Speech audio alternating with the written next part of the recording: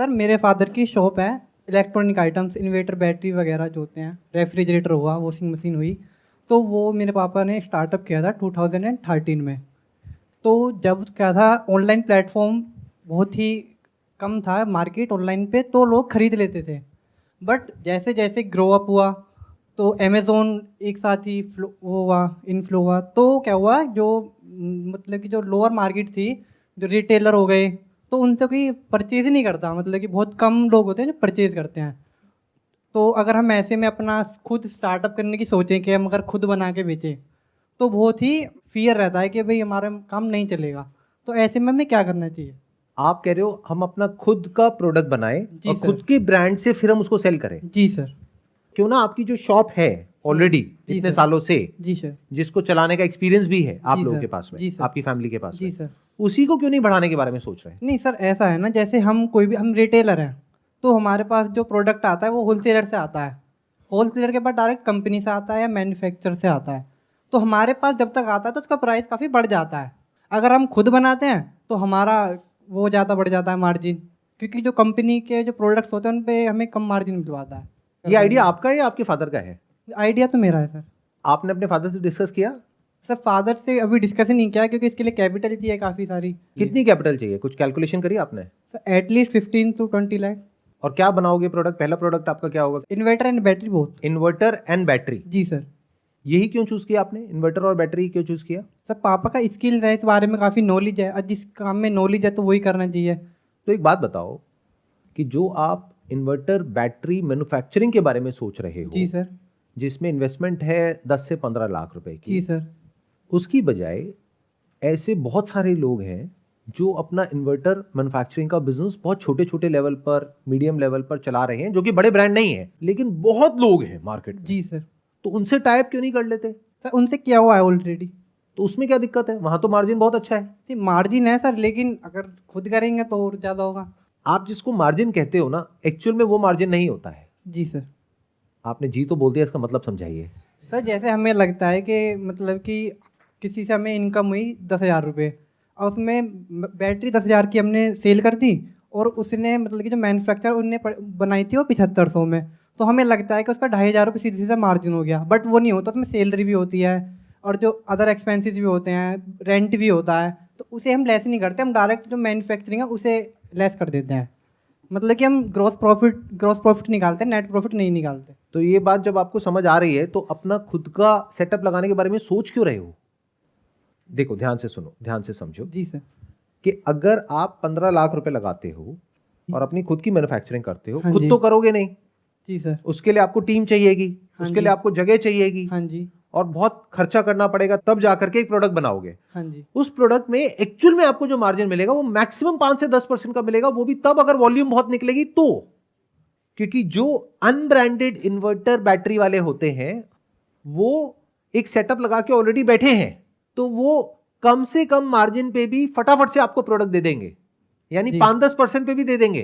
क्यों? क्योंकि उनके कुछ एक्सपेंसेस हैं जिसको कवर करने के लिए वो बहुत कम मार्जिन पे भी ऑपरेट करने को तैयार है, अगर आप सेल करने को तैयार हो तो। जी सर। तो मैक्सिमम मार्जिन सेलिंग में होता है, मैन्युफैक्चरिंग में नहीं होता है। Manufacturing is the business of volume. ये आइडिया तब आना चाहिए आपके माइंड में जब ऑलरेडी आप हजारों इन्वर्टर्स सेल कर रहे हैं, तब ये आइडिया आना चाहिए। क्योंकि अगर एक इन्वर्टर में आप मानो किसी को 10% मार्जिन दे रहे हो, तो एक इन्वर्टर बिका, मान लो अनब्रांडेड है 10,000 रुपए का, ब्रांडेड होता है मान लो 15-20 हजार रुपए का। तो 10,000 पे अगर आप किसी को 1,000 रुपए दे रहे हो और महीने के मान लो 20 इन्वर्टर बेच रहे हो, तो आपने उसको कितना दिया? 20,000 रुपए तो दिया। अगर आपने अपना सेटअप किया तो वहां एक तो 15 लाख रुपए लगाए, प्लस कुछ लोग भी रखे, 1 या 2 लोग तो रखोगे ना, जगह रेंट पे लोगे, तो आपका खर्चा ही महीने का 1,00,000-1,50,000 रुपए बंद गया। और आपने बचाया कितना? 20,000 रुपए। लगा कितना दिया? 15 लाख। और महीने का खर्चा अपने ऊपर कितना डाल लिया? 1-1.5 लाख रुपए। तो ये कहां की समझदारी है?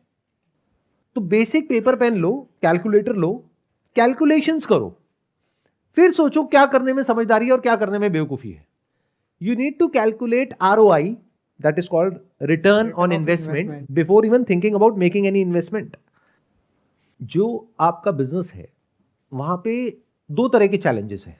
एक है कि ऑनलाइन की तरफ से कंपटीशन आ रहा है, हाँ जी, दूसरा है कि जो ब्रांडेड प्रोडक्ट्स हैं उसमें मार्जिन बहुत कम होता है और ऑनलाइन से आप कॉम्पीट नहीं कर पा रहे हो, तो आप चाह रहे हो कि किसी तरीके से नॉन ब्रांडेड में जाएं जहां पर मार्जिन बहुत अच्छा हो, और नॉन ब्रांडेड में हो सकता है ऑनलाइन पे लोग ट्रस्ट ना करें, बट क्योंकि आपकी रिलेशनशिप है उन कस्टमर्स के साथ में तो आप पे तो ट्रस्ट कर लेंगे। जी आप सर। कहोगे कि उससे बढ़िया है लेकिन 15,000 का नहीं है, 10,000 का है, और 15,000 वाले में आपको मार्जिन मिल रहा है मान लो 1,000 रुपए का, 10,000 में आपको मार्जिन मिल रहा है 5,000 रुपए का या 4,000 रुपए का।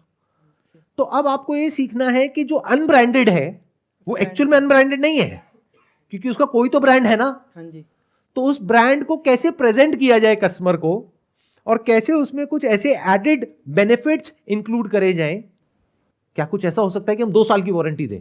आप ध्यान से सुनो मेरी इस बात को, क्योंकि कस्टमर को इन सब चीजों से बड़ा फर्क पड़ता है। नहीं सर, ऐसा हम करते हैं जैसे नॉर्मली जिसकी प्रोडक्ट की वारंटी है वो 2 इयर्स की है, लेकिन हमें पता है 4 इयर्स तक एटलीस्ट आराम से चल जाएगी, तो हम 2 इयर्स की वारंटी को 3 इयर्स की कह के दे देते हैं। ये एक एग्जाम्पल है वारंटी का। हाँ जी, इसके अलावा ब्रांडेड में ऐसा क्या होता है जो अनब्रांडेड में नहीं होता है, जिसका आप एक पैकेज बना सकते हैं और उन चीजों को इंक्लूड कर सकते हैं, जिसकी वजह से जो कस्टमर है उसके लिए वो जो अनब्रांडेड है, बल्कि मैं ये वर्ड गलत यूज कर रहा हूं, अनब्रांडेड आप कह लो लेस नोन ब्रांड है, वो उससे ज्यादा अट्रैक्टिव हो जाए जो कि मोर नोन ब्रांड है, और उसकी एक कंपैरिजन शीट बन जाए जो आप अपने कस्टमर को दे सके और जगह जगह पर ये एड्स कर सके।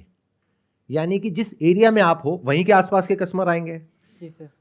अगर मान लो आप ईस्ट दिल्ली में हो तो वहां नॉर्थ दिल्ली का तो कोई आएगा नहीं, ईस्ट दिल्ली का ही आएगा। जी सर। तो जिस एरिया में आप हो उस लोकेलिटी में अगर आप पैम्फलेट्स बंटवाते हो न्यूज़पेपर के साथ में या कैसे भी लोगों के घरों में, तो उसमें कंपैरिजन शीट हो, this versus this, think twice before buying an inverter, और आप सीधा सीधा कंपेयर कर दो कि देखो इस पैरामीटर के ऊपर मान लो वारंटी है तो यहां पर है 1 साल, यहां पर है 3 साल, जो पावर बैकअप है वो इसमें 3 घंटे है, इसमें 5 घंटे है, जो इलेक्ट्रिसिटी कंजम्पशन है वो इसमें इतनी है, इसमें इतनी है, यानी इसमें कम इलेक्ट्रिसिटी कंज्यूम होगी, और आप ब्रैकेट में लिख सकते हो सेविंग्स ऑफ इतने रुपए पर ईयर, और फिर नीचे जाके प्राइस आ गया, इसका आ रहा है 18,000, इसका आ रहा है 12,000।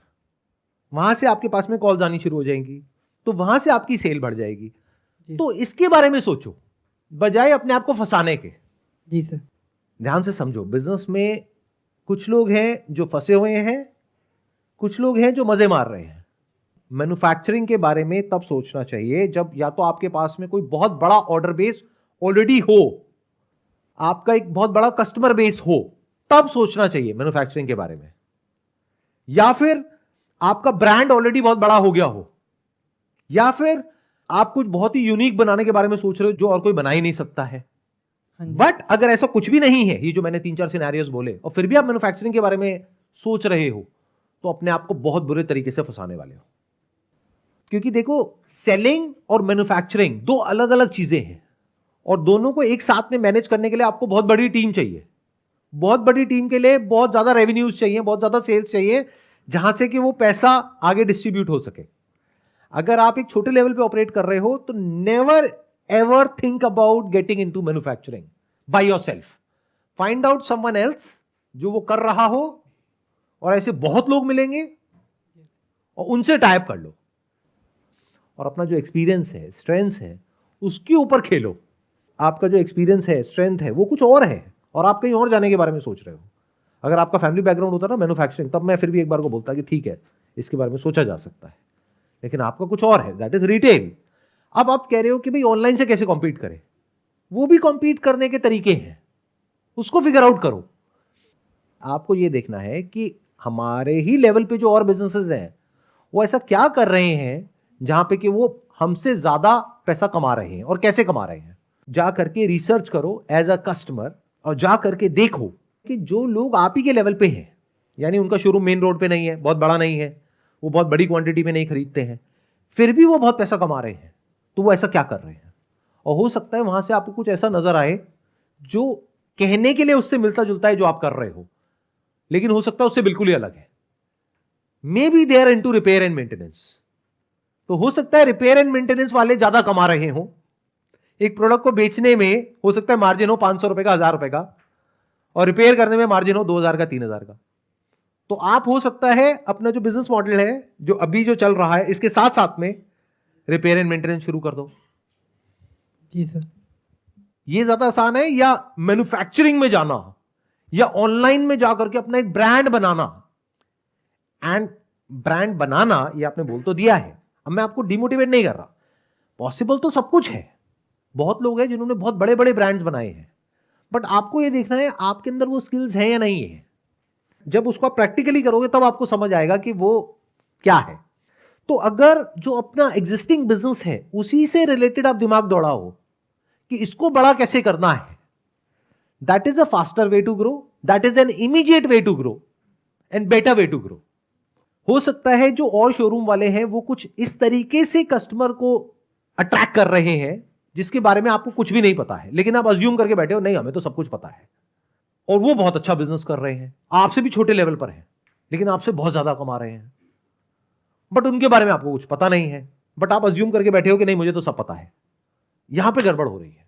थोड़ा सा मार्केट रिसर्च करो, you will find out different kind of people who are doing different things, जहां से कुछ ऐसा सीखने को मिलेगा कि अभी जो आपका एग्जिस्टिंग बिजनेस है वहीं पे या तो आप मार्जिन को बढ़ा पाओगे या सेल को बढ़ा पाओगे।